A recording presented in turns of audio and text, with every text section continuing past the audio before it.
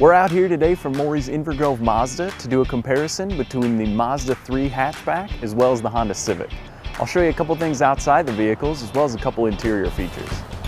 So the Honda Civic we have here today is the LX, and that one's going to top out around 36 mpgs on the highway.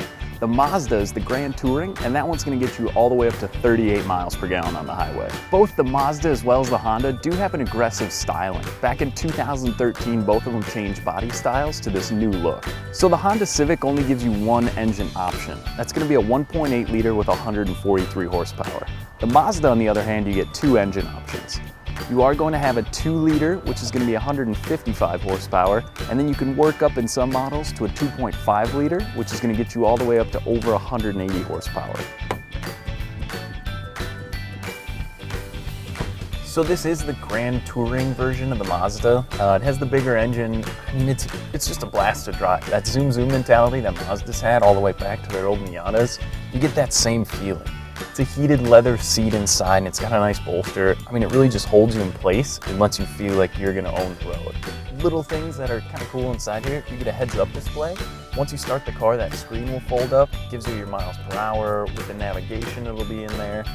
You also have sort of an adaptive cruise control that you can use. Set 1 to 4 different paces of how far ahead the car is gonna be. I've been driving this car around for a little bit. The first thing I noticed is how easy the infotainment system is to use. It's a touch screen. There's also a controller down here for you. And it's 3 buttons: music, home, navigation. Those are the ones you're going to want to use. The Honda system, infotainment-wise, is a little more confusing. We do have the LX model over there, but in the fully loaded one, it just seems a little more difficult to get a hold of and kind of figure out. Honda's bread and butter has always been the Honda Civic, based on reliability. I mean, just everything is laid out nicely. It's a little confusing up above where your speedometer is going to be. I mean, it's nice because it's in your line of sight, but it's just a little bit more difficult than the Mazda.